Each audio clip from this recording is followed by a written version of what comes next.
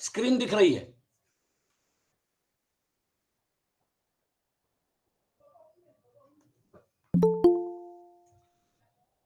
Screen दिख रही हाँ है ना? सर, दिख रही है। हाँ, हमारा दूसरा अध्याय चल रहा है और दूसरा अध्याय अपने आखिरी मुकाम तक पहुंचने वाला है।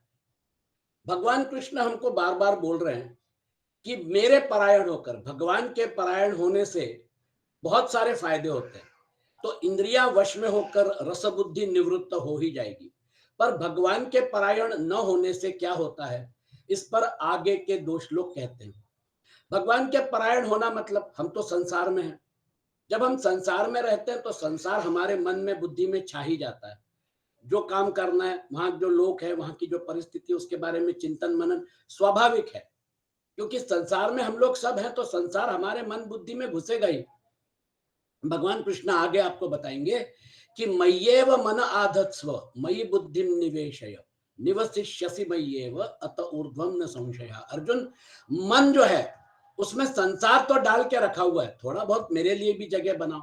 मय्येव मन आधत्स्व मयि बुद्धिम निवेशय, बुद्धि और मन जो है ये बहुत पावरफुल है, उसमें थोड़ा मुझे डालो। मतलब डालो मतलब क्या? जैसे मान लीजिए अपना सत्संग हो रहा है, ये भगवत गीता का सत्संग है। हमने 1 मिनट सोचा कि हम लोगों ने इतनी मेहनत की, बहुत सुंदर काम किया, बहुत जबरदस्त हुआ, तो अहंकार बढ़ जाता है। इसी को थोड़ा अलग ढंग से सोचते हैं। ये प्रभु की कृपा है कि उन्होंने ऐसा मौका दिया, ऐसा संयोग बनाया, हम लोग सब जुड़ गए और उसकी वजह से प्रभु की कृपा हो गई तो हमारा सत्संग हो गया। इसमें क्या हो गया, पूरा क्रेडिट प्रभु को चला गया। इस प्रकार हमारे जीवन में हम प्रभु को उतारें, मतलब जो भी हम कर रहे हैं, भगवान कृष्ण बोलते हैं यत् करोषि यजस्नासि यज्जुहोषि ददासि यत् तपस्यसि कौन्तेय तत्कुरुष्व मदर्पणम्। हम जो भी कर्म कर रहे हैं, ये शरीर से कर्म कर रहे हैं, तीनों शरीरों का मिलके इन कंजंक्शन, इन कॉम्बिनेशन हमारा स्थूल शरीर भी काम कर रहा है, हमारा सूक्ष्म शरीर जिसमें मन बुद्धि है, प्राण है, इंद्रियां हैं सूक्ष्म फॉर्मेट में, और हमारा कारण शरीर जो हमारे कर्म गति के हिसाब से अभी हमारे क्रियमाण कर्म जो है, वो क्रियमाण कर्म एक्टिव होने की वजह से वो क्रियमाण कर्मों के हिसाब से मेरा मन, मेरी बुद्धि, मेरा अहंकार कार्यरत है। उसी प्रकार से आपका है, आप भी समय का जोड़ तोड़ करके थोड़ा यहां से निकाल के और अभी आप इसके साथ जुड़ गए। ये हमारे क्रियमाण कर्मों का परिणाम है। चलिए, बहुत अच्छी बात है।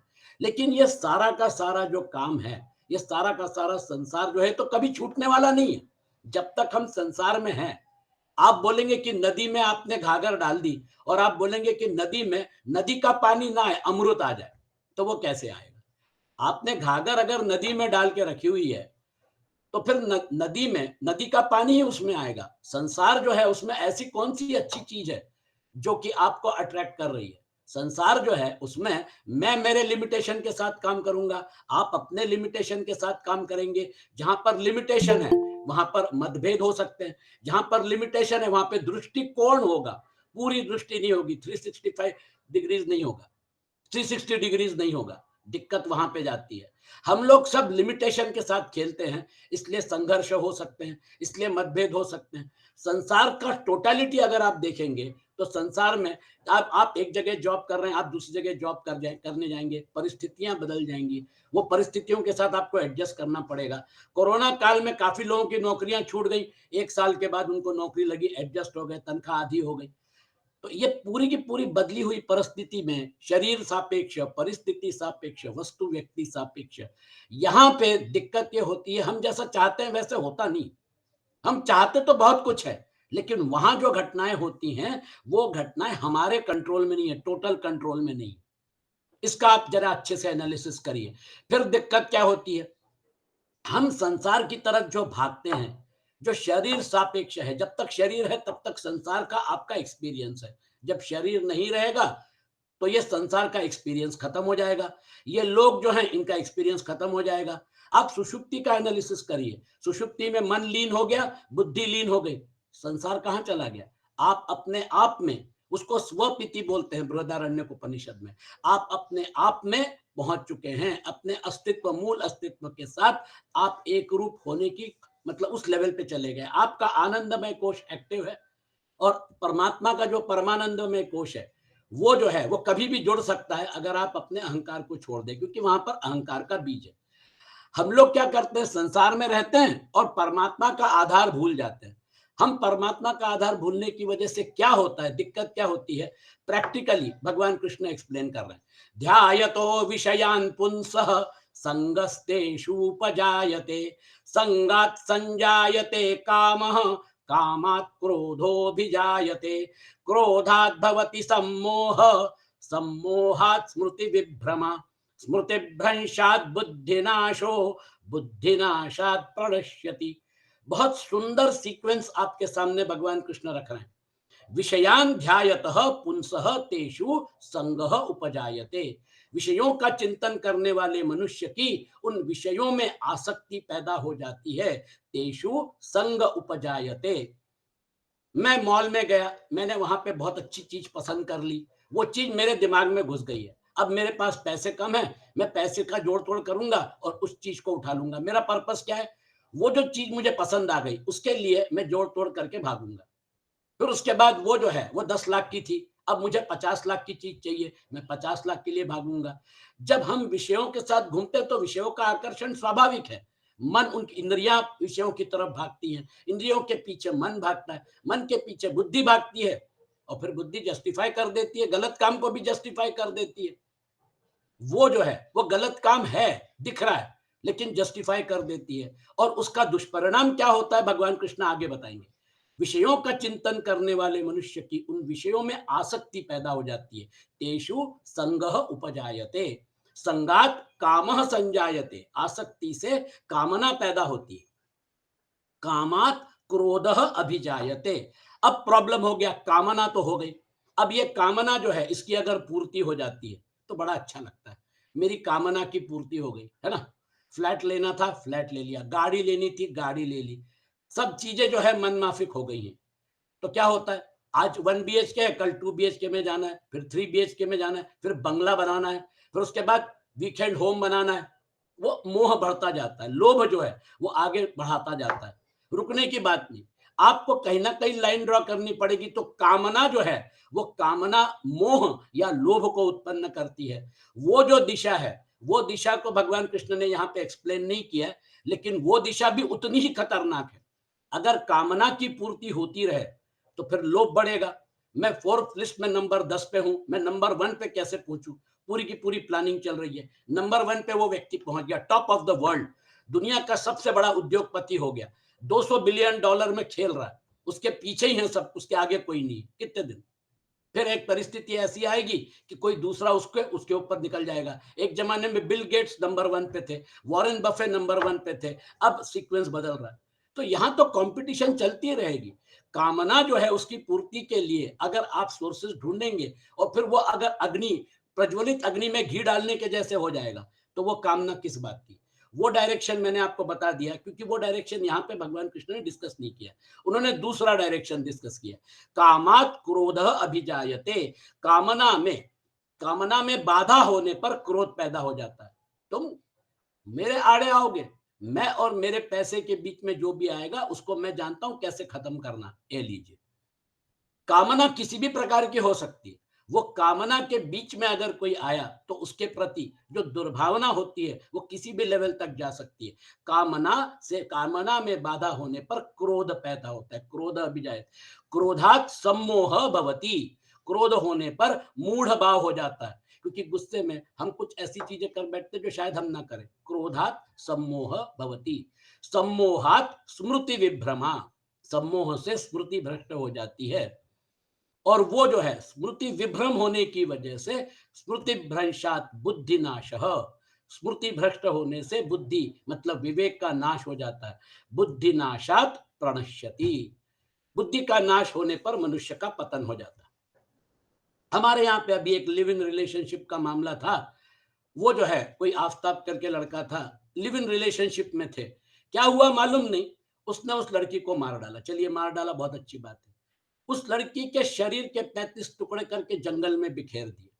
पूरे न्यूज हेडलाइंस में सिर्फ वही, बस एक आफ्ताब आफ्ताबा, सुबह से लेकर शाम तक यही रट लगाए रहते, उसमें इन्वेस्टिगेशन कर रहे हैं क्या हुआ कैसे हुआ। अब ये जो घटना घटी, इसमें हो सकता है कुछ ऐसी चीज हुई जिसको उसको क्रोध आ गया, क्रोध की वजह से आगे का सीक्वेंस तैयार हो गया। अब ये तो बात स्पष्ट है, अगर हत्या की है तो फिर उसके बाद फांसी पे जाना पड़ेगा। जिंदगी में क्या मिला? आपको एक व्यक्ति के साथ आपने जीवन बिताया, मिसअंडरस्टैंडिंग हो गई, अब वो वहां तक चली गई, वो तो गई, और ये भी फांसी पे फंदे पे झूल जाएंगे। Is it worth it? कामात क्रोध अभिजायते, क्रोधात सम्मोह भवति, सम्मोहात स्मृति विभ्रमा, स्मृति भ्रंशात बुद्धिनाश, बुद्धिनाशात प्रणश्यति। Classic example. लोग जो हैं वो एक छोटी सी घटना होने के बाद पूरी तरह से एक दूसरे के प्रति, मतलब जहां पे राग रहता है, राग का पेंडुलम जो है जब वो ऑपोजिट साइड में चला जाता है, तो राग जितने फोर्स के साथ राग रहता है, राग मतलब आसक्ति, राग मतलब प्रेम, उतने ही फोर्स के साथ वो द्वेष और मतलब आगे दुर्भावना में बदल जाता है। पेंडुलम को अगर आप मतलब उसका जो क्या कहना चाहिए वर्टिकल पोजीशन है, उसमें से जितना ज्यादा डिस्टर्ब करेंगे उतना ज्यादा उसमें स्विंग आएगा। वो जो है अगर मैं बहुत दूर ले गया पेंडुलम को, तो वो पेंडुलम जब मैं छोड़ दूंगा तो वो वापस सेंटर पॉइंट से उतना ही आगे जाएगा, फिर उसके बाद सेंटर पॉइंट पे आएगा। तो उसमें गति उतनी रहती है, जितना प्रेम जितना राग रहता है, अगर मान लीजिए कोई घटना हो जाए तो वो उतने ही द्वेष में तब्दील हो जाता है। कई बार ऐसा बोलते हैं ना कि एक दुश्मन पूछा जाएगा, लेकिन friends turn foes are more dangerous. जो व्यक्ति आपके साथ हमेशा था, वो अगर आपका दुश्मन बन गया तो वो आपके लिए बहुत खतरनाक हो जाता है। तो इसलिए फ्रेंड्स टर्न फोर्स ये ज्यादा खतरनाक माना जाता है।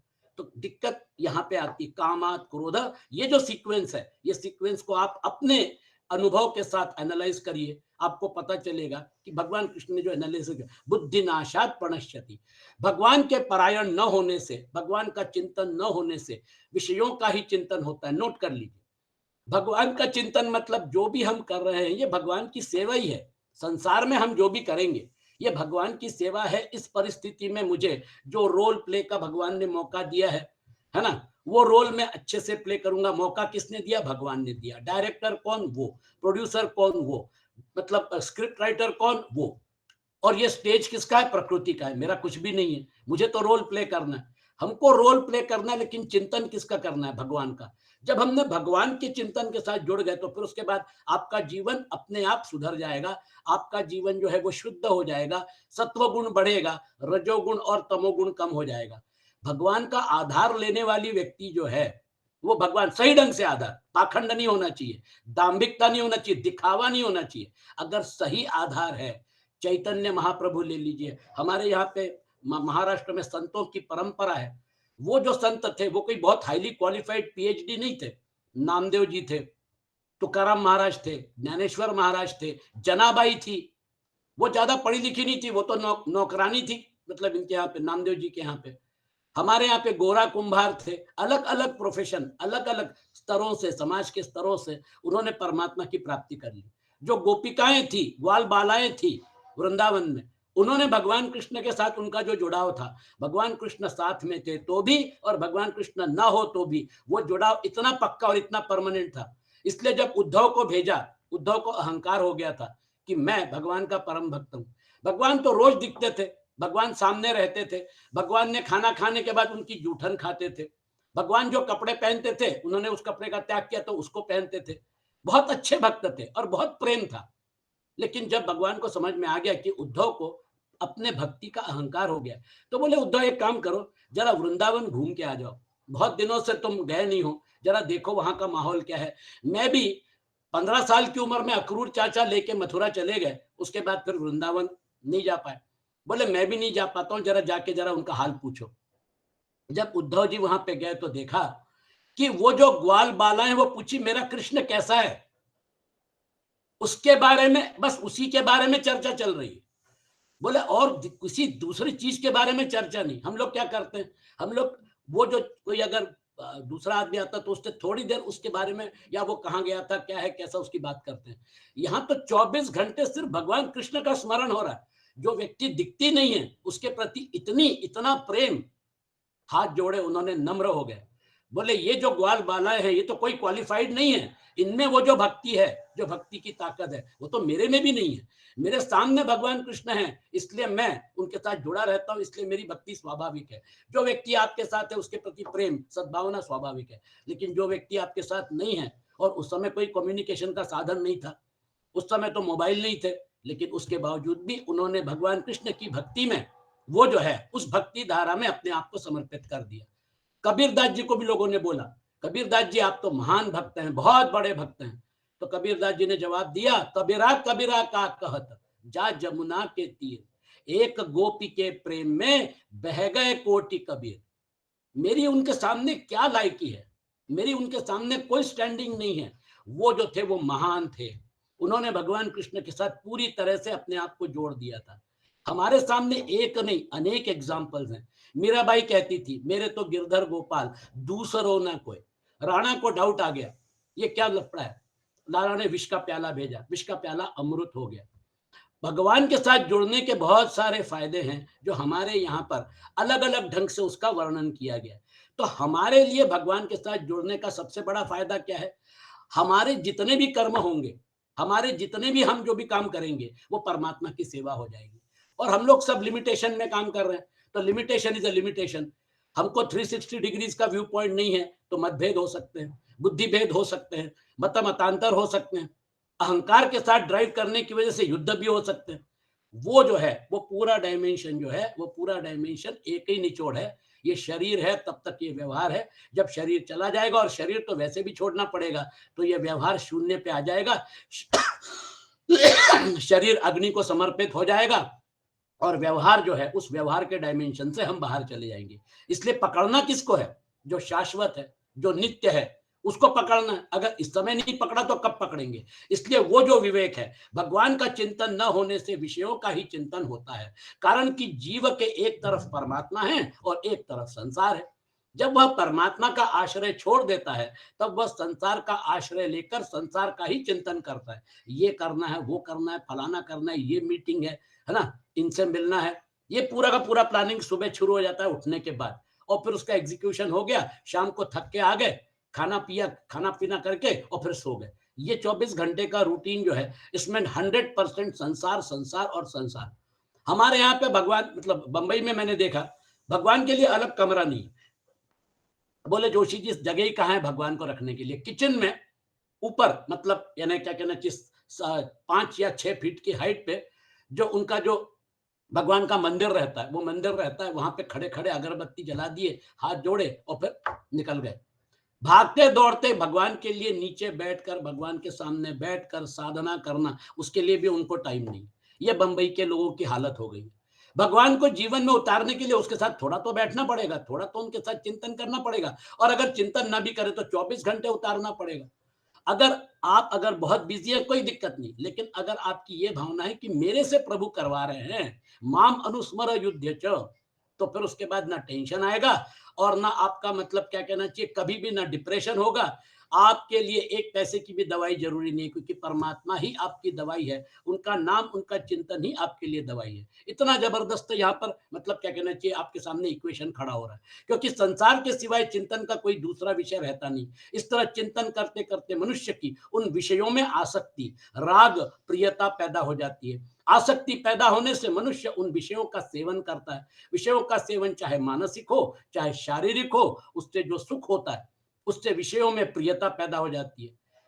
लोग बोलते हैं हम रिटायर हो गए जोशी जी, करने को कुछ नहीं है। हमने कहा क्या करते हो, बोले क्या है, टीवी सीरियल है, वो एंटरटेनमेंट भी देते हैं। अब वो टीवी सीरियल देखने के बाद वहां जो घटनाएं होती हैं, जिसका इनसे कोई संबंध नहीं है, वो उनके मन में, उनकी बुद्धि में घुस जाती है, और फिर वो टीवी सीरियल में उनका आयुष्य हो जाता है। आपने बाहर का कूड़ा करकट डाल के अपने अपने सिस्टम में, और वो कूड़ा करकट जो है वो वास्तविक नहीं है, वो तो कलाकृति है, उसको अपने व्यक्तिगत जीवन में अगर उतारा, तो फिर घर तहस नहस हो जाते हैं। टीवी सीरियल जो है, वो टीवी सीरियल एक कलाकृति है, लेकिन उसके ऊपर आपको अनुकरण करने की क्या जरूरत है। दिक्कत वहां पे होती है। बाहर के संसार का कूड़ा करकट अगर ना हो, रिटायरमेंट के बाद परमात्मा की याद नहीं आती है। परमात्मा जो है बाद में सोचेंगे, बाद में सोचेंगे, और फिर उसके बाद जीवन समाप्त हो जाता है। ये जो है इसको अभी इसी वक्त तुरंत पकड़ने की जरूरत है। परमात्मा है, परमात्मा मेरे अंदर है, मेरे अंतरात्मा है, वो जो है सर्वांतरात्मा है, वो सबके आत्मा है, और मैं जो हूं उनके साथ परमानेंटली जुड़ा हूं। फिर देखिए आप, संसार जो है वो संसार में इतनी मिठास आ जाएगी। संसार जो है वही संसार, वो संसार जो है जो आपके लिए एक बहुत बड़ी समस्या थी, क्वेश्चन मार्क था, वो सारा का सारा सॉल्यूशन हो जाएगा। क्योंकि संसार रोल प्ले है, आप अलग हो, रोल प्ले करिए और खुश रहिए। वो रोल जो है, वो रोल जो है वहां पर कोई भी चीज सही, कोई भी चीज असली नहीं है। शरीर दिया, ये शरीर के साथ आपने रोल किया, बाद में ये जो सारे रोल प्ले हो रहे हैं हमारे, ये सारे इतिहास में जमा हो जाएंगे। आगे की पीढ़ी जो है वो बोलेगी भैया कहाँ इतिहास की बात कर रहे हो, वो जमाना बीत गया, अब नया जमाना आ गया। यहाँ पे आगे की पीढ़ियों को बिल्कुल टाइम नहीं है आपके बारे में सोचने के लिए। आप जो भी काम कर रहे हैं वो काम आपको मौका दिया गया, आप अपना रोल प्ले करिए और खुश रहिए। आसक्ति पैदा होने से मनुष्य उन विषयों का सेवन करता है। विषयों का सेवन मानसिक, शारीरिक, और जो उससे सुख मिलता है उससे विषयों में प्रियता पैदा होती है। प्रियता से उस विषय का बार बार चिंतन होने लगता है। अब उस विषय का सेवन करे चाहे ना करे, पर विषय में राग पैदा हो जाता है, आसक्ति, रस। संगात संजायते काम, विषयों में राग पैदा होने पर उन विषयों को, भोगों को प्राप्त करने की कामना पैदा हो जाती है कि वे भोग वस्तुएं मुझे मिले। कामात क्रोधो अभिजायते, मिल गई तो बहुत अच्छी बात है, फिर वो और आपके मोह और लोभ को बढ़ा सकती है। कई बार लोग जो हैं, वो लोग आप देखिए, एनालाइज करिए, हम लोग जाते हैं मॉल में, तो एक जमाने में मल्टीप्लेक्स, मॉल मल्टीप्लेक्स नहीं थे, एक सिंगल स्क्रीन थिएटर रहते थे। पिक्चर देखी, उस समय जो भी टिकट का खर्चा होगा, है ना, वो टिकट लेके और फिर पिक्चर देखी, और एक मतलब थोड़ा बहुत नाश्ता वास्ता किया, चले आते थे। टोटल खर्चा कितना हुआ? 200 रुपए। आज हम पिक्चर देखने जाते हैं, पिक्चर के टिकट का खर्चा 500 रुपया। मॉल में जाते हैं, मॉल मल्टीप्लेक्स है, बाहर निकलते हैं और फिर उसके बाद मॉल में घूमना शुरू कर देते हैं, ये चाहिए वो चाहिए, मन इधर भाग रहा है। ये पता चला कि 15,000 रुपए की खरीदी करके आ गए क्रेडिट कार्ड के ऊपर, मॉल मल्टीप्लेक्स। आपको वहां पर जो परिस्थितियां हैं, वो परिस्थितियां इसलिए खड़ी की ताकि आप उसकी तरफ आकर्षित हो, और फिर उसके बाद जब मन ने उसको एक्सेप्ट कर लिया कि हाँ मुझे ये चीज चाहिए, तो वहां पर आप देखेंगे, वहां पर जो स्टॉल्स रहते हैं बड़े बड़े कंपनियों के रहते हैं, और वो कंपनियां जो हैं, दे कैन अफोर्ड, अगर कल बिजनेस हो या ना हो, वो उस मॉल में जमे रह सकते हैं सालों साल। और जब फैशन बदलती है तो फिर उसके हिसाब से वो करते हैं। वहां पर जो क्राउड आता है, वो क्राउड इसलिए आता है कि एंटरटेनमेंट, मौज करना है, मस्ती करना है, पैसा खर्चा करना है। संगात संजायते काम, आजकल हमारे यहाँ पे सिंगल स्क्रीन थिएटर बंद ही हो रहे हैं धीरे धीरे। मॉल और मल्टीप्लेक्स की संस्कृति है। विषयों में राग पैदा होने पर उन विषयों को भोगों के को प्राप्त करने की कामना पैदा हो जाती है, और फिर उसके बाद कामात क्रोधो अभिजायते, अगर उसमें विघ्न पड़ा तो फिर क्रोध उत्पन्न होता है। कामना पूर्ति में की संभावना हो रही है पर उसमें कोई बाधा देता है तो उस पर क्रोध आ जाता है। कामना रजोगुण की वृत्ति है, सम्मोह तमोगुण की वृत्ति है, और क्रोध रजोगुण और तमोगुण के बीच की वृत्ति है। इसलिए ये जो फ्लो है ये स्वाभाविक है। तमोगुण और रजोगुण जो है, तमोगुण ने क्या कर दिया? तमोगुण ने ब्रह्म के ऊपर, परब्रह्म परमात्मा के ऊपर आवरण डाला, रजोगुण ने उसके ऊपर विक्षेप डाला। तो आपका सत्वगुण जो है वो डॉर्मेंट है। सत्वगुण एक शुद्ध जल के जैसा है, वो रजोगुण के साथ मिक्सअप हो जाए तो रजोगुण ही दिखता है, वो तमोगुण के साथ मिक्सअप हो जाए तो वो तमोगुण ही दिखता है। जब आदमी सात्विकता बढ़ाता है, सत्व गुण बढ़ाता है, तो रजोगुण और तमोगुण उसी अनुपात में कम होते हैं। और जैसे जैसे सत्व गुण बढ़ता है, वैसे वैसे परमात्मा के बारे में प्रेम, भक्ति बढ़ती चली जाती है। इसलिए परमात्मा प्राप्ति के लिए आपको चित्त शुद्धि करनी पड़ती है। चित्त शुद्धि में रजोगुण और तमोगुण कम कर दीजिए, आपका चित्त शुद्ध हो जाएगा। वो जो चित्त शुद्धि है, वो चित्त शुद्धि हमारे दैनंदिन जीवन में हमको करना है। कामना रजोगुण की वृत्ति है, सम्मोह तमोगुण की, और क्रोध रजोगुण और तमोगुण के बीच की वृत्ति है। इसलिए ये जो है, ये हमारे लिए खतरनाक हैं। ये हमारे शत्रु हैं, हमारे मित्र नहीं है। क्रोधात भवति सम्मोह, क्रोध से सम्मोह होता है, अर्थात मूढ़ता छा जाती है। वास्तव में देखा जाए तो काम, क्रोध, लोभ और ममता, इन चारों से ही सम्मोह होता है। कैसे होता है देखिए, काम से जो सम्मोह होता है उसमें विवेक शक्ति ढक जाने से मनुष्य काम के वशीभूत होकर न करने लायक कार्य भी कर बैठता है, जो मैंने आपको एग्जाम्पल दिया। क्रोध से जो सम्मोह होता है उसमें मनुष्य अपने मित्रों तथा पूज्य जनों को भी उल्टी सीधी बातें कह बैठता है और न करने वाले बर्ताव कर बैठता है। लोभ से जो सम्मोह होता है उसमें मनुष्य को सत्य असत्य धर्म अधर्म आदि का विचार नहीं रहता और वह कपट करके लोगों को ठगने लगता है। लोभ और ममता से जो सम्मोह होता है उसमें समभाव नहीं रहता, प्रत्युत पक्षपात पैदा हो जाता है। ममत्व अपनी जगह बिल्कुल सही है, लेकिन ममता का अगर आपका दायरा अगर बड़ा है तो फिर आप भेदभाव नहीं करेंगे। आपके लिए भेदभाव अगर आपने शुरू कर दिया, ममता के वजह से अगर आपने भेदभाव शुरू कर दिया, तो फिर घर में प्रॉब्लम हो जाएगा। ममत्व कैसे होता है? ममत्व आप देखिए, मतलब अ, अपने गांधारी 100 पुत्र थे। दुर्योधन के प्रति जो ममता थी, है ना? दुर्योधन जो है, मेरा दुर्योधन जो है, वो दुर्योधन मरना नहीं चाहिए। इसलिए दुर्योधन ने वो गेम खेला कि वो अपने माँ से मिलने जाने लग गया और उसकी जंघा के ऊपर वार करना था, तो वो कुछ निर्वस्त्र जा रहा था। भगवान कृष्ण ने बोला, क्या कर रहे हो दुर्योधन, शर्म करो। और फिर उसके बाद कपड़ा ओढ़ के गया। उतना पोर्शन जो है वहां पे गांधारी की दृष्टि नहीं पड़ी। आपने दुर्योधन को अपना माना, पांडवों को क्यों नहीं अपना माना? जब सारे के सारे कौरव मारे गए, धृतराष्ट्र को विदुर बता रहे थे बार बार, धृतराष्ट्र गलती कर रहे हो, गद्दी पे तुम हो, दुर्योधन नहीं है, उसकी बात मत सुनो। विदुर नीति पूरी की पूरी युद्ध के पहले बताई गई थी, लेकिन धृतराष्ट्र ने बात नहीं मानी। और फिर उसके बाद जब 100 पुत्र मारे गए तो पता चला कि एक अकेले भीम ने 100 कौरवों को मारा। गुस्से से लाल हो गए और जब पांडव उनसे मिलने के लिए गए, और पांडव जब मिलने के लिए गए तो बोले, भीम कहाँ हो? और भीम को अपने आगोश में बांधने के लिए सामने बढ़े। भगवान कृष्ण समझ गए, उन्होंने भीम को नहीं जाने दिया। भीम वैसे भी बहुत बलिष्ठ था। एक मूर्ति जो थी वो मूर्ति उनके सामने खड़ी कर दी और उन्होंने उस मूर्ति को आलिंगन दिया। धृतराष्ट्र जो थे बहुत शक्तिशाली थे, वो मूर्ति चकनाचूर हो गई।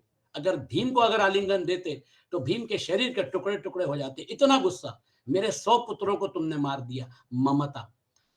तो विदुर बता रहे हैं वो 100 नहीं है, 105 हैं। धृतराष्ट्र समझने की कोशिश करो, पांडु तुम्हारा छोटा भाई था। आज पांडु अगर नहीं है तो उसके पुत्रों की जिम्मेदारी भी तुम्हारी है। उनके साथ भेदभाव क्यों कर रहे हो? ये किस प्रकार का प्रसंग तुम्हारे ऊपर आ रहा है? मेरी बात समझो। ये युद्ध जो है ये कुल का नाश करेगा, लेकिन विदुर की बात नहीं मानी और फिर युद्ध हो गया। पांडवों ने बड़े दिल से उनकी सेवा की, कुंती की सेवा की, उसी प्रकार से धृतराष्ट्र और गांधारी की भी सेवा की।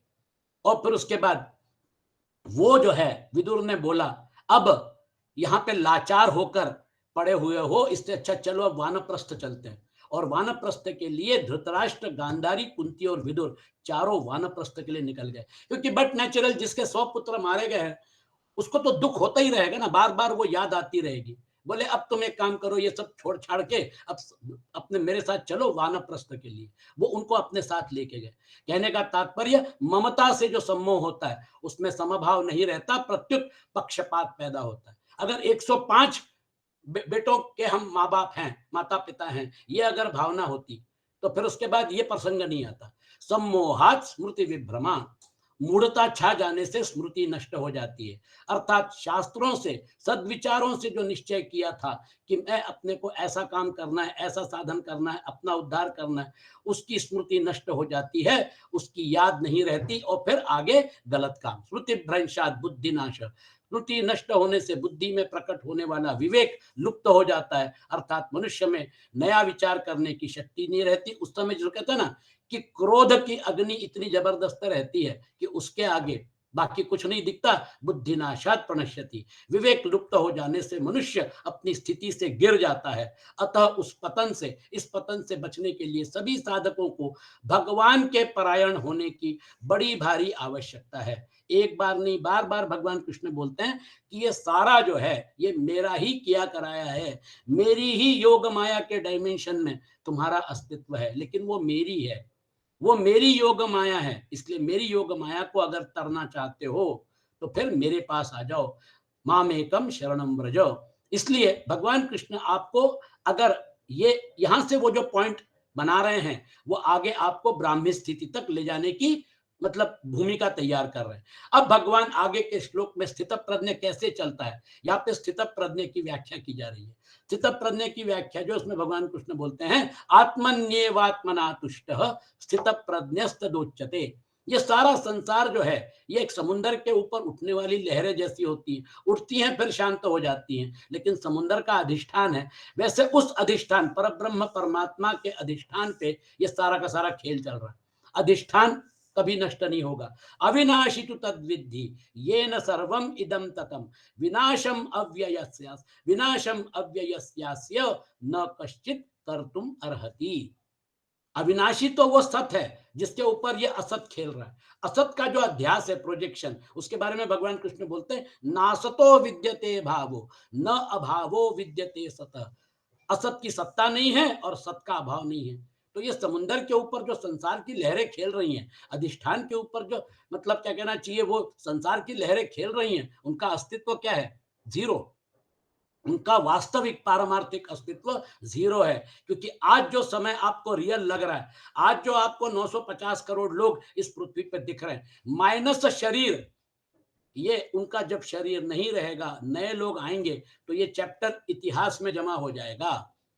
हर अभी 2022 खत्म हो रहा है, 2023 शुरू होने वाला है, मालूम नहीं 2023 क्या लेके आएगा। 2022 इतिहास में जमा हो जाएगा। इस प्रकार से काल की गति चलती रहती है, और वो काल की गति हमारे हाथ में नहीं है। हम उस फ्लो के साथ हमको चलना पड़ता है। इसलिए अगर हमारे फ्लो में शरीर है तब तक ये सब रियल है, और जब शरीर नहीं रहेगा तो इसका अस्तित्व समाप्त हो जाएगा। ये फिर वापस लौट के नहीं आएगा। हमारे जीवन की घटनाओं को लीजिए, कहां लौट के आती है। हम चाहे भी तो उनको रिविजिट नहीं कर सकते। आप वीडियो शूटिंग कर लीजिए और उसको आप देखते रहिए, लेकिन वो जो चीज है, जो घटना हो गई, वो घटना वैसी की वैसी रिप्रोड्यूस करना इम्पॉसिबल है।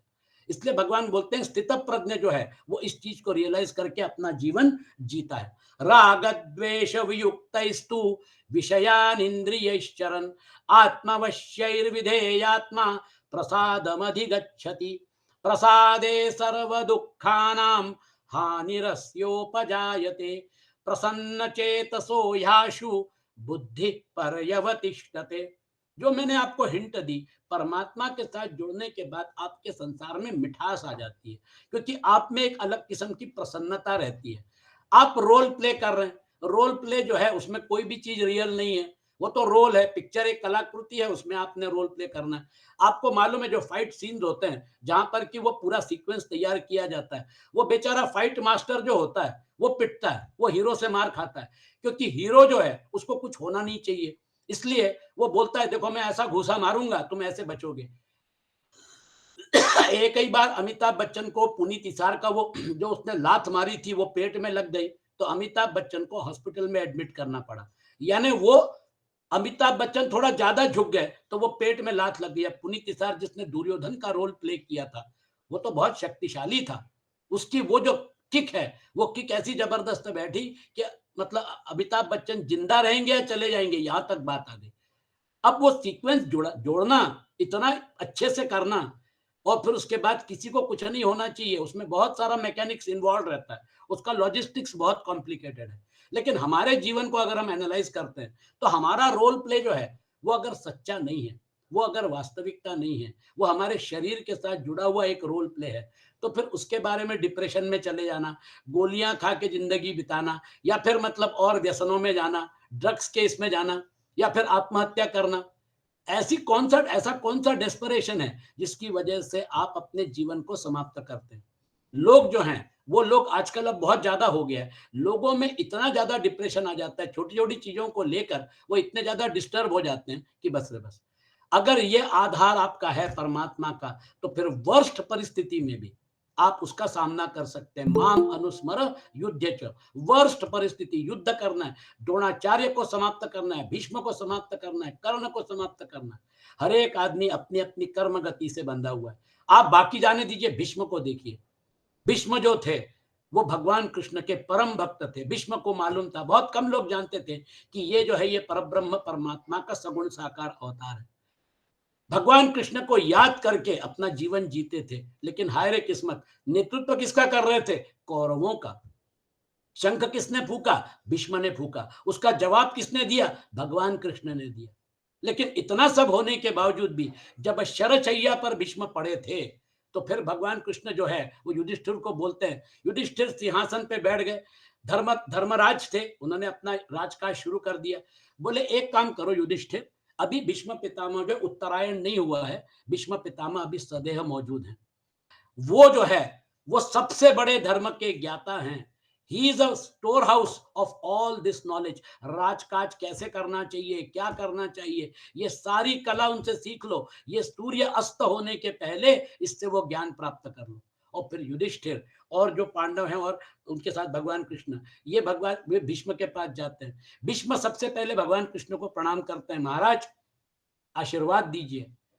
भगवान कृष्ण बोलते हैं आशीर्वाद और थोड़ी आज्ञा देने के लिए आया हूं। ये युधिष्ठिर जो है ये आपसे बहुत मतलब आपके बारे में बहुत आदर रखता है, लेकिन ये अभी उतना ज्ञान नहीं रखता जितना आपके पास है। आप तो ज्ञान के भंडार हैं। मैं चाहता हूं कि आप इसको उपदेश दें। वो जो भीष्म पर्व है उसमें युधिष्ठिर प्रश्न पूछता है, भीष्म जवाब देते हैं। और उस समय भीष्म बोलते हैं महाराज मैं तो शरशैया पे पड़ा हुआ हूं, शरीर में इतना मुझे दर्द हो रहा है। भगवान कृष्ण ने अपनी माया से उनका दर्द जो है वो निकाल दिया और भगवान कृष्ण ने उनके सामने, है ना, युधिष्ठिर को जो तत्व ज्ञान दिया गया भीष्म के द्वारा, और फिर उसके बाद भीष्म ने हाथ जोड़े। उत्तरायण आने वाला था। भगवान कृष्ण ने बोला पूरी तैयारी करके रख लो, बहुत महान आत्मा है भीष्म। अगर है तो भीष्म जो है उसने पूरे भारत वर्ष में आप एक मिसाल कायम करके रखी थी। ठीक है, महाभारत युद्ध हो गया और फिर उसके बाद सब लोगों के बीच में भीष्म जो है वो वसु थे। और वो जो है उन्होंने भगवान कृष्ण को प्रणाम किया, उनका आशीर्वाद लिया और फिर उसके बाद अपना प्राणोत्क्रमण कर लिया, शरीर छोड़ा। भक्त थे, शुरू से भी थे, आखिर तक थे, मरते दम तक भगवान कृष्ण के भक्त थे। लेकिन किस्मत जो थी वो कौरवों का नेतृत्व कर रहे थे और उस नेतृत्व का परिणाम यह था कि वो शरशैया पर पड़े थे। लेकिन भगवान कृष्ण की भक्ति नहीं छोड़ी। भगवान आगे के श्लोक में स्थित प्रज्ञ कैसे चलता है। अभी प्रसन्न चेतसो याशु बुद्धि पर्यवतिष्ठते तू विधेयात्मा राग द्वेष वियुक्त ही आत्मवश्य ही। परंतु वशीभूत अंतःकरण वाला कर्मयोगी साधक राग द्वेष वियुक्त ही आत्मवश्य, राग द्वेष से रहित अपने वश में की हुई इंद्रिय ही विषयान चरण प्रसादम अधिगच्छति। इंद्रियों के द्वारा विषयों का सेवन करता हुआ अंतःकरण की निर्मलता को प्राप्त होता है। क्योंकि आप किसके साथ जुड़े हुए? आप परमात्मा के साथ जुड़े हुए। तो परंतु वशीभूत अंतःकरण वाला, अंतःकरण जो है उसमें आपका मन बुद्धि अहंकार आ गया। तो मन बुद्धि और अहंकार और फिर उसके बाद इंद्रियां जो हैं वो किसके साथ जुड़ी हुई हैं? आत्म तत्व के साथ। कंट्रोल किसका है? आत्म तत्व का है। आत्म तत्व डिसाइड करेगा बुद्धि कैसे काम करेगी, मन कैसे काम करेगा और फिर उसके बाद इंद्रियां किस तरफ जाएंगी। यहां पर तो उल्टा होता है, कलयुग है, भोगवाद बढ़ गया। इंद्रियां भागती हैं, इंद्रियों के पीछे मन भागता है, मन के पीछे बुद्धि भागती है और फिर आत्मा को हाईजैक करके लेके जाते हैं। और जो भी चीज करते हैं, भ्रष्टाचार, दुराचार, व्यभिचार, वो सब जस्टिफाई करते हैं। आजकल तो एक सिंपल बात हो गई, ठीक है हमने भ्रष्टाचार किया, कोर्ट को सिद्ध करने दो। Unless the person is proved guilty he is innocent. Court का मतलब हमारा लॉ ये बोलता है। तो वो व्यक्ति को कोई रंज नहीं है। 25 साल के बाद अगर सजा होती है कि इसको जेल होना है, तो 25 साल तो उसने और ऐश कर ली। अगर उसके मन में थोड़ी भी अगर चीज होती, morality can not be impose from outside. आप लॉ बना सकते हैं, लेकिन अंदर का जो लॉ है मॉरलिटी का, वो जो अंदर का लॉ है वो मॉरलिटी का, स्वामी विवेकानंद ने बहुत सुंदर बोला, बाहर आप कुछ भी कर लीजिए, उसका ट्रीटमेंट अंदर से करना पड़ेगा। मैंने अगर इमोरल काम किया है तो मैं सुप्रीम कोर्ट तक जाने के लिए सुप्रीम कोर्ट तक लड़ता रहता हूं और अपने जिंदगी के 25 साल निकाल देता हूं। No regrets, no remorse. इस प्रकार का अभी माहौल है। हमको वो लोग जो हैं उनके ऊपर दया आती है कि इस प्रकार की जिंदगी वो जीते हैं। यहाँ पर भगवान कृष्ण क्या बोलते हैं, अर्जुन ये तुमको कृपा प्रसाद जो है मेरा वो कहां तक लेके जाएगा? वशीभूत अंतःकरण और फिर वो जो है राग द्वेष से रहित अपने वश में हुई इंद्रियों द्वारा विषयों में सेवन करता हुआ। देखिए इसी को तो संसार बोलते हैं। संसार में विषयों के साथ आपको घुलना मिलना पड़ता है। सेवन करता हुआ प्रसादम अधिगच्छति, अंतःकरण की निर्मलता को प्राप्त होता है। क्योंकि उसका मेन स्विच जो है, उसका जो प्लग है, हमारे यहाँ पे बच्चे ना प्लग एंड प्ले, उसका जो प्लग है वो परमात्मा के साथ जोड़ दिया है। अब आप देखिए, प्रसादम अधिगच्छति, वो जो कर्म है वो पूजा हो जाती है, वो जो इंटरेक्शन है वो प्रभु की कृपा हो जाती है। प्रसादम अधिगच्छति, अंतःकरण की निर्मलता को प्राप्त होता है। प्रसादे अस्य सर्व दुखानाम हानि ही, अंतःकरण की निर्मलता प्राप्त होने पर साधक के संपूर्ण दुखों का नाश हो जाता है। नाश हो जाता है मतलब दुख आते हैं, लेकिन वो दुखों से उद्वेलित नहीं होता। भगवान कृष्ण ने इसके पहले बोला है ना, दुखेशु विगत सुखेशु विगत स्पृहा, दुख जो है उससे भी वो मतलब दिग्भ्रमित नहीं होता, या दुख से वो उद्वेलित नहीं होता, आंदोलित नहीं होता। दुखेशु अनुद्विग्न मना, सुखेशु विगत स्पृहा, उसका मन उद्विग्न नहीं होता है। दुख आए लेकिन उसका मन नॉर्मल रहता है, सुख आए फिर भी उसका मन नॉर्मल रहता है। अस्य सर्व दुखानाम हानि ही उपजायते, प्रसन्न चेतसः बुद्धि ही आशु पर्यवतिष्ठते। शुद्ध चित्त वाले साधक की बुद्धि निस्संदेह बहुत जल्दी परमात्मा में स्थिर हो जाती है। आपने वहां पर अपना प्लग यहां से निकाल के, संसार में से निकाल के वहां पर लगा दिया, या पूरा का पूरा ये जो आप देखेंगे स्थित प्रज्ञ का ये डायमेंशन जो है वहां पर यही है। यहां से डिटैच वहां पर अटैच, यहां से डिटैच वहां पर अटैच, डिटैच अटैच। ये अटैचमेंट जो है, ये अटैचमेंट आपके लिए एक प्रसाद के रूप में आता है। इसलिए वो जो है प्रसादम अधिगच्छति, और वो फिर उसके बाद प्रसादे अस्य सर्व दुखा नाम हानि उपजायते, प्रसन्न चेतसः बुद्धि ही आशु परिअवतिष्ठते। यानी आपका परमात्मा के साथ, परब्रह्म के साथ अगर कांटेक्ट है तो फिर सुख आए तो भी उनकी मर्जी, दुख आए तो भी उनकी मर्जी, आप उसमें से सही सलामत निकल गए। महाराज सुख दिया है तुमने दिया, दुख दिया है तुमने दिया, इसमें से बाहर निकालने का रास्ता भी तुम ही दोगे। मेरे तो गिरधर गोपाल, वहां पे जो एक प्रसाद है, विष का प्याला भेजने के बाद भी वो अमृत हो गया। कन्विक्शन देखिए कितना जबरदस्त है, प्रसाद है। बाकी मतलब वो लेवल जाने दीजिए, हमारे सामान्य लेवल पे वो जो भगवान की कृपा, वो जो भगवान का प्रसाद, आपको जब उसकी अनुभूति होती है तो फिर आपको किसी को डिक्लेयर करने की जरूरत नहीं, वो आपके जीवन की स्वाभाविक मतलब परमात्मा की कृपा है। परमात्मा की कृपा मतलब हमारे यहाँ जो कुछ लोग देवी की उपासना करते हैं, कुछ लोग गणेश जी की करते हैं, कुछ लोग हनुमान जी की करते हैं, अपनी श्रद्धा के साथ करते हैं। और उनकी मतलब उनके जीवन में ऐसी घटनाएं घटती हैं कि वो बोले कि हनुमान जी ने मेरे लिए रास्ता निकाल दिया, मैं बड़ी कठिन परिस्थिति में था, वो संकट मोचन जो थे उन्होंने रास्ता निकाल दिया। गणेश जी की भक्ति करने वाले जो हैं वो गणेश जी उनको उबारते हैं, देवी की भक्ति करने वालों को देवी उबारती है। हमारे अधिष्ठान या हमारी जो मतलब क्या कहते हैं श्रद्धा है, वो अलग अलग देवी देवताओं के ऊपर हो तो भी, जैसे सारी नदियां जो हैं वो समुद्र में मिलती हैं, वैसे सारे प्रणाम जाके परमात्मा में प्रभु के चरणों पे ही जाते हैं। आपको जिस देवता में, तुम्हारे भजन राम को पावे, अब जिंदगी भर मैंने हनुमान जी की सेवा की है तो फिर हनुमान जी जो है वो मेरे इष्ट देव है। दिक्कत क्या है, मुझे श्रद्धा है कि आपके भजन से मुझे राम मिलेंगे, वो श्रद्धा के साथ जैसे तुलसीदास जी को राम मिले वैसे अपने को भी राम मिल जाएंगे। कोई भी देवता जो है वो देवता की प्रसन्नता जो है वो आपको परमात्मा की तरफ लेके जाएगी, क्योंकि सारी नदियां जैसे समुद्र में जाती हैं वैसे ये सारे देवता उन्हीं को रिप्रेजेंट कर रहे हैं। इसलिए उसकी चिंता मत करिए, आपकी जहां श्रद्धा हो वो श्रद्धा को आप मजबूत करके आगे बढ़िए। परमात्मा का जो मतलब क्या कहना चाहिए आपके साथ अस्तित्व है वो नित्य है, पहले भी था, जन्म के पहले भी था, जन्म के बाद जीवन जो चल रहा है उसमें भी है, और मृत्यु के बाद भी परमात्मा का अस्तित्व रहेगा, क्योंकि वो अजो नित्य शाश्वतोयम पुराणो, वो जो है वो आपका अस्तित्व कोई मिटा नहीं सकता, क्योंकि आप में चेतना का जो अंश डाल के रखा है, ममई वांशो जीवलोके जीवभूत सनातन, आपका आत्म तत्व का जो चेतन अंश है वो वास्तविक है, वो नित्य है। हमारे इस जीवन में हम देखते हैं एक कांस्टेंट फैक्टर जो है, हमारी उम्र बदलती जाती है, वो कांस्टेंट फैक्टर जो है वो हमेशा वैसे ही रहता है, अनचेंज्ड, अनकॉन्टेमिनेटेड, अनडैमेज्ड। वो जो है वो आपका जो कांस्टेंट फैक्टर है वो आपके आत्म तत्व के आत्म तत्व तक जाने की पहली सीढ़ी है। उस कांस्टेंट फैक्टर को पकड़ो जो परिवर्तनशील है, उससे जरा थोड़ा अपने आप को विलग करो। वो कांस्टेंट फैक्टर जो 5 साल की उम्र में, 25 साल की उम्र में, 50 साल की उम्र में आपके साथ जुड़ा हुआ है, वो आपके परमात्मा तत्व की तरफ जाने की पहली सीढ़ी है। वहां से फिर आगे प्रवास शुरू होगा। फिर आप देखिए मजा कैसे आती है। संसार जो है वो आप जब वो चेतन शक्ति हटा देंगे, उसकी ऊर्जा बंद कर देंगे, तो मन काम नहीं कर सकता, बुद्धि काम नहीं कर सकती, कोई भी इंद्रियां काम नहीं कर सकती, ये शरीर जड़ हो जाएगा। और फिर डॉक्टर क्या बोलेंगे, ब्रेन डेड हो गया भैया, अभी आप मतलब बॉडी लेके जाइए, जो आगे करना है करिए, और वो बिस्तर खाली कर दीजिए।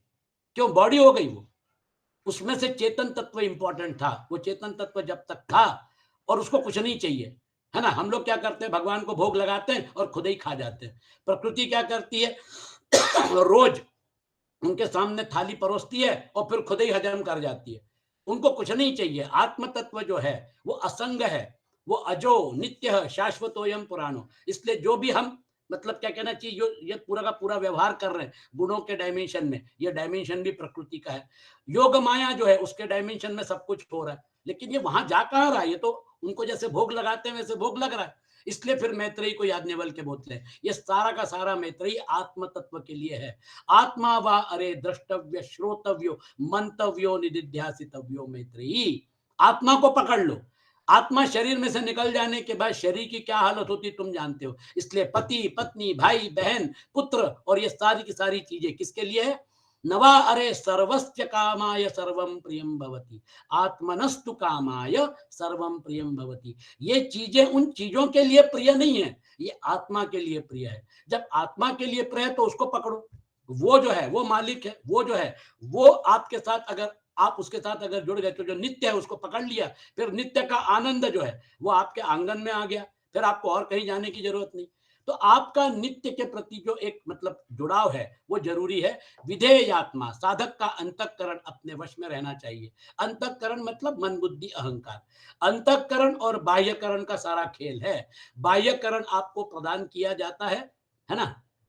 आपके माता पिता ने आपके ऊपर उपकार किया, उन्होंने आपको एक सुंदर सा शरीर दिया, बाह्यकरण, हार्ट है, किडनी है, लंग्स है, ब्रेन है, लीवर है, सब कुछ है, बड़ा सुंदर शरीर है विथ ऑल कॉम्प्लेक्स मैकेनिज्म्स, है ना। विधेय आत्मा। और फिर उसके बाद अंतःकरण जो है ये आप अपने साथ लेके आए थे, मन बुद्धि अहंकार। और आप ये गठरी जो है, ये बैगेज जो है, ये छोड़ने को तैयार नहीं। 84 लाख योनियों में चक्कर लगाना है भैया, वहां पर मिलेगा कि नहीं। इसलिए मन और बुद्धि और अहंकार, आपका सूक्ष्म शरीर जो है उसमें सारा मैकेनिज्म है। 5 प्राण, 5 ज्ञानेन्द्रिय सूक्ष्म फॉर्मेट में, 5 कर्मेंद्रिय, मन और बुद्धि, ये आपका सूक्ष्म शरीर ये घूम रहा है 84 लाख योनियों में। और आपका कारण शरीर जो है जिसमें अंतःकरण बीज अहंकार बीज रूप में है, वहां से सारा का सारा गेम है। क्रियमाण कर्म जो है वो क्रियमाण कर्म अहंकार को प्रेरित करते हैं, अहंकार जो है वो मन बुद्धि को काम पे लगाता है, और फिर शरीर तो काम करेगा ही करेगा। तो इसलिए प्रारब्ध और क्रियमाण कर्म के हिसाब से हमारा अभी का जीवन चल रहा है। संचित जो है वो क्रियमाण में कन्वर्ट हो रहा है, और वो क्रियमाण जो है वो क्रियमाण अपने फल दे रहे हैं। इस प्रकार से कर्म की गति, गहना कर्मणो गति, भगवान कृष्ण बोलते हैं। प्रत्युत कर्म करते हुए विषयों में राग होने की और पतन होने की संभावना रहती है। वास्तव में देखा जाए तो अंतःकरण को अपने वश में रखना हर एक साधक के लिए आवश्यक है। कर्मयोगी के लिए तो इसकी विशेष आवश्यकता है, क्योंकि हमारा 90% 95% टाइम जो है वो संसार में बीतता है, और हम लोग गृहस्थाश्रमी हैं। तो हमको तो संसार से, आप जब मतलब संसार में है तो है ना, एक्सेप्ट कर लेते हैं। इसलिए विधेय आत्मा। फिर उसके बाद आत्मवश्य ही राग द्वेष अभियुक्त ही इंद्रिय ही। जैसे विधेयात्मा पद अंतःकरण को वश में करने के अर्थ में आया है, ऐसे ही आत्मवश्य ही पद इंद्रियों को वश में करने के अर्थ में आया है। तात्पर्य है कि व्यवहार करते समय इंद्रियां अपने वशीभूत होने, इंद्रियां अपने वशीभूत होनी चाहिए, और इंद्रियां वशीभूत होने के लिए इंद्रियों का राग द्वेष रहित होना जरूरी है। अतः इंद्रियों से किसी विषय का ग्रहण राग पूर्वक न हो, और किसी विषय का त्याग द्वेष पूर्वक न हो। वो जो है वो हमारे लिए और आपके लिए बहुत जरूरी है, क्योंकि प्रॉब्लम राग द्वेष है। विषय और इंद्रियों का संपर्क होता रहेगा, और इंद्रियां जो हैं वो विषयों का जो सेंस डेटा है वो ला के मन के मतलब चरणों पे पटक देगी। फिर मन और बुद्धि एनालाइज करेंगे, उसमें मुझे क्या मिलेगा, मतलब जिसको हम कहते हैं ना स्वार्थ, और फिर उसके बाद उसमें से जो जरूरी है उसके साथ वो जोड़ जाएंगे। तो मन बुद्धि जो है वो डिसीजन मेकिंग में है, और फिर उसके बाद इंद्रियां जो है वो सेंस डेटा लेके आती हैं, यही काम चलता रहता है। जब हम सोते हैं तभी ये काम बंद होता है। तो इंद्रियां वशीभूत होने के लिए इंद्रियों का राग द्वेष रहित होना जरूरी है। अतः इंद्रियों से किसी विषय का ग्रहण राग पूर्वक न हो और विषय का त्याग द्वेष पूर्वक न हो। कारण कि विषयों के ग्रहण और त्याग का इतना महत्व नहीं है जितना महत्व इंद्रियों में राग और द्वेष का होना। इसीलिए तीसरे अध्याय के 34वें श्लोक में भगवान ने साधक के लिए सावधानी बताई है कि प्रत्येक इंद्रिय के विषय में राग और द्वेष रहते हैं, साधक इनके वशीभूत ना हो, क्योंकि ये दोनों ही साधक के शत्रु हैं। इनको डेकॉइट्स बोला है। ये जो है ये आपका अपहरण करके लेके जाते हैं। जब हम तीसरे अध्याय में आएंगे तो फिर आपको मतलब उस प्रसंग में आपको मैं बताऊंगा, ये जो है ये बड़े खतरनाक हैं और ये आपको अपहरण करके हाईजैक करके लेके जा सकते हैं। इसलिए भगवान कृष्ण वहां पर और यहाँ पर उसकी शुरुआत कर रहे हैं। 5वें अध्याय के 3रे श्लोक में भगवान ने कहा है, जो साधक राग द्वेषादि द्वंद्वों से रहित हो जाता है वह सुख पूर्वक मुक्त हो जाता है। द्वंद्वातीत होना बहुत जरूरी है। 15वें अध्याय में भगवान कृष्ण कहते हैं, निर्माण मोहा जित संग दोषा अध्यात्म नित्या विनिवृत्त काम द्वंद्वैर्विमुक्ता सुख दुख संज्ञैर गच्छन्ति अमूढ़ा तदम अव्ययम पद। निर्माण मोह, ना मान है ना मोह है। जित संग दोषा, संग दोष जो है वो नहीं है। जब हम संसार में रहते तो संग दोष चिपकने वाले। जित संग दोषा अध्यात्म नित्य, हमेशा आत्म तत्व के साथ जुड़ा है, संसार में व्यवहार कर रहा है। अध्यात्म नित्या विनिवृत्त कामा, कामना ही संसार का मूल है, मैंने आपको बता दिया। तो कामना जो है विनिवृत्त कामा, द्वंद्वैर विमुक्ता, द्वंद्व जो है शारीरिक के शरीर को भी, मतलब शरीर को कौन से द्वंद्व, शीत उष्ण, ये शरीर के लिए, सुख दुख ये जो है ये आपके मन के लिए। द्वंद्वैर विमुक्ता सुख दुख संज्ञैर गच्छन्ति अमूढ़ा पदम अव्ययम तत्। जब आप इन सारी चीजों से पार निकल जाते हैं तो फिर अव्यय पद जो है वो जो ब्राह्मी स्थिति है वो आपके साथ जुड़ जाती है। फिर उसके बाद आपको और कुछ करने की जरूरत नहीं। यू हैव अराइव्ड, आप अपने खुद के मकान में पहुंच गए। अभी तक किराए के मकान में थे, झटके फटके खाते थे। जब खुद के मकान में जाने का जो आनंद है उस आनंद का उपभोग करना, ये हमारा भगवान कृष्ण का कहना है कि अपने मकान में आओ। यद्गत्वा न निवर्तन्ते तद्धाम परमं मम, वहां से फिर आपको कोई हटा नहीं सकता, क्योंकि वो आपका खुद का मकान है। भोग बुद्धि से किया हुआ विषय सेवन ही पतन का कारण होता है। इस भोग बुद्धि का निषेध करने के लिए ही यहाँ विधेयात्मा आत्मवश्यी आदि पद आए हैं।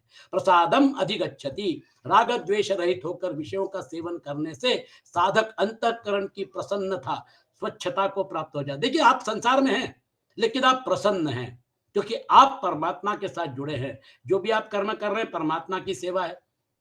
जिन भी लोगों के साथ आप इंटरैक्ट कर रहे हैं उसके अहंकार के पीछे आत्म तत्व को देखिए। वो शुद्ध आत्म तत्व जो है, वो आत्म तत्व को देखेंगे तो पता चलेगा कि ये एक ही आत्म तत्व अलग अलग अहंकार का रूप लेके इंटरैक्ट कर रहा है। तो फिर उसके बाद झगड़ा झांसी खत्म हो जाएगी। ये जो है यह प्रसन्नता मानसिक तप है और जो शारीरिक और वाचिक तप से ऊंचा है। अतः साधक को न तो राग पूर्वक विषयों का सेवन करना चाहिए और न द्वेष पूर्वक विषयों का त्याग करना चाहिए, क्योंकि राग और द्वेष इन दोनों से ही संसार के साथ संबंध जुड़ता है। तो राग द्वेष जो है उसका एनालिसिस भी यहाँ पे आपके सामने आ गया। राग द्वेष से रहित इंद्रियों से विषयों का सेवन करने से जो प्रसन्नता होती है उसका अगर संग ना किया जाए, अभी प्रसन्नता मिल गई, बहुत अच्छी बात है। वो प्रसन्नता आपको एक प्लेजेंट फीलिंग देती है और वो प्लेजेंट फीलिंग जो है वो प्लेजेंट फीलिंग के साथ ये बना रहे, ये ऐसा ही रहे। तो फिर दिक्कत क्या है? वो प्रसन्नता आपको कहां से मिली है? वो प्रसन्नता आपके संसार के व्यवहार में आपको मिली है, लेकिन संसार जो है उसमें से तो बाहर निकलना है। आपको आत्म विस्मृति से आत्म स्मृति में जाना है। वहां पर संसार लहरें, लहरों में पानी कौन सा है? समुन्द्र का। लहरों का अलग अस्तित्व है कहाँ? सिर्फ वो उठती हैं और फिर उसके बाद शांत हो जाती है। वो जहां से उठती है वो समुद्र है, जहां पे शांत होती है वो भी समुद्र है। उसका जो तथाकथित अलग अस्तित्व दिखता है ना, वो टेम्पररी है। उसी प्रकार से आपका और हमारा तथाकथित ये शरीर सापेक्ष जो दिखने वाला जो स्वरूप है ये टेम्पररी है। तो फिर लहर जो है वो लहर को छोड़ दीजिए और लहरों को छोड़ दीजिए, मतलब अपनी लहर को ही नहीं, सारी लहरों को छोड़ दीजिए और फिर उसके बाद एक ही आत्म तत्व का आपको अनुभव सब जगह होना शुरू हो जाएगा। इसका मतलब ये कि आपने इसी जीवन में आपने जीवन मुक्ति का आनंद उठा लिया। हम लोग धीरे-धीरे जब आगे बढ़ते तो पता चलता है, मन तक तो पहुँच जाते हैं कि हाँ, उस व्यक्ति का मन मेरे मन के साथ इंटरैक्ट कर रहा है। उस व्यक्ति की बुद्धि मेरे बुद्धि के साथ इंटरैक्ट कर रही है। उस व्यक्ति का अहंकार मेरे अहंकार के साथ इंटरैक्ट कर रहा है। ये तो हमारे दैनंदिन जीवन का है। लेकिन जब अहंकार के आगे छलांग लगाते हैं, तो पता चलता है ओह! ये अहंकार का जो है, ये लिमिटेशन की वजह से हर एक आदमी अपने दृष्टिकोण को दूसरे के ऊपर थोपने का काम करता है। अगर दृष्टिकोण एक ही जैसा होता, तो फिर पुतिन का दृष्टिकोण और ज़ेलेनिस्की का दृष्टिकोण अगर एक ही होता, तो फिर 300 दिन क्यों लग गए युद्ध करने के लिए? दृष्टिकोण अलग-अलग है। यूक्रेन को बचाने का काम ज़ेलेनिस्की कर रहा है, जी-जान लड़ा देगा, और यूक्रेन को खत्म करने का काम पुतिन कर रहा है। दृष्टिकोण अलग-अलग है, युद्ध चल रहा है, 300 दिन हो गए, लोग विस्थापित हो गए। महाभयानक, मतलब क्या कहना चाहिए, परिस्थिति है। तो ये जो है आप देखिए, ये अहंकार जन्य, जो क्योंकि पूरा संसार अहंकार जन्य ही है, वो अहंकार के द्वारा ही चला चला जाता है। जैसे गाड़ी चलती है पेट्रोल के ऊपर, डीजल के ऊपर, हर एक आदमी बोलेगा जोशी जी इसमें ईंधन डालना पड़ेगा तब चलेगी। उसी प्रकार से अहंकार, मन, बुद्धि, ये अंतःकरण ड्राइव कर रहे हैं आगे चलाने के लिए। तो राग द्वेष से रहित इंद्रियों से विषयों का सेवन करने से जो, तो प्रसादे सर्व दुखानाम हानिरस्योपजायते, चित्त की प्रसन्नता प्राप्त होने पर संपूर्ण दुखों का नाश हो जाता है। अर्थात कोई भी दुख नहीं रहता। दुख नहीं रहता मतलब उसकी फीलिंग नहीं रहती है, उसका आभास नहीं रहता है। दुख आएगा जाएगा, धूप छांव के जैसा। खिन्नता होने से होती है, कामना पैदा हो जाती है, और कामना से ही सब दुख पैदा होता है। परंतु जब राग मिट जाता है, तब चित्त में प्रसन्नता होती है, उस पर संपूर्ण दुख मिट जाते हैं। मतलब दुखों का इफेक्ट जो है वो आपको महसूस नहीं होता है। परमात्मा ने दिया है, ठीक है, उसको भी झेल लेंगे। आप देखिए जितने भी संत हैं, उनका जीवन जो है उसमें ज्यादा दुख रहता था। सुख का क्वांटम बहुत कम, दुख का क्वांटम बहुत ज्यादा, क्योंकि उनको परमात्मा को पकड़ के रखना था। तो फिर परमात्मा परीक्षा ले रहे, परीक्षा में पास होके दिखाओ। मेरे तो गिरधर गोपाल, दूसरों ना कोई परीक्षा है, पास होके दिखाओ। राणा ने विष का प्याला भेजा, उनकी बुद्धि को किसने प्रेरणा दी? वही परमात्मा ने, और फिर उसको अमृत में कन्वर्ट कर दिया, उसी परमात्मा ने। तो सुख का क्वांटम कम, दुख का क्वांटम ज्यादा। ये हमारे मतलब संतों का जीवन है। सुख की लिप्सा न रहने से शरीर संसार के साथ संबंध नहीं रहता, और संबंध न रहने से संपूर्ण दुखों का अभाव हो जाता है। सर्व दुखानाम हानि, तात्पर्य है कि प्रसन्नता से दो बातें होती हैं, संसार से संबंध विच्छेद और परमात्मा में बुद्धि की स्थिरता। वहां पर अचल और यहाँ पर निश्चल। यही बात भगवान ने पहले 53वें श्लोक में निश्चला और अचला, संसार में निश्चल, परमात्मा में अचल पदों से कही है। उसकी बुद्धि संसार में निश्चल और परमात्मा में अचल हो जाती है। यहाँ सर्व दुखानाम हानि, इसका एनालिसिस हो गया। प्रसन्न चेतसो याशु बुद्धि पर्यवतिष्ठते। ये जो प्रसन्नता है, इस प्रसन्नता के साथ अगर हम संसार करते हैं, तो फिर मजा देखिए, एक विभाग भोग का है और एक विभाग योग का है। राग द्वेष से युक्त भोगी मनुष्य अगर विषयों का चिंतन भी करे, तो उसका पतन हो जाता है। जबकि राग द्वेष से रहित योगी मनुष्य अगर विषयों का सेवन भी करता है, करे, तो उसका पतन नहीं होता। प्रत्युत वह परमात्म तत्व को प्राप्त हो जाता है।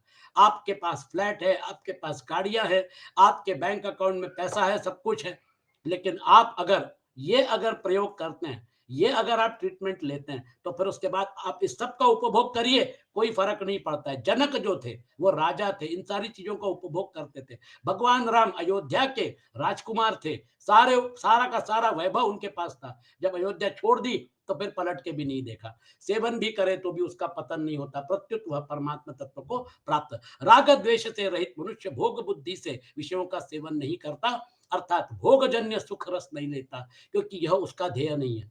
उसका ध्येय क्या है? परब्रह्म परमात्मा की प्राप्ति, उनके चरणों में रहना है। वह भोगों को राग पूर्वक न भोग कर त्याग पूर्वक भोगता है, इसलिए उसका अंतःकरण निर्मल हो जाता है। त्याग पूर्वक भोग वास्तव में भोग है ही नहीं, लोगों की दृष्टि में उसके द्वारा भोग का आचरण दिखता है, इसलिए यहाँ विषयांचरण।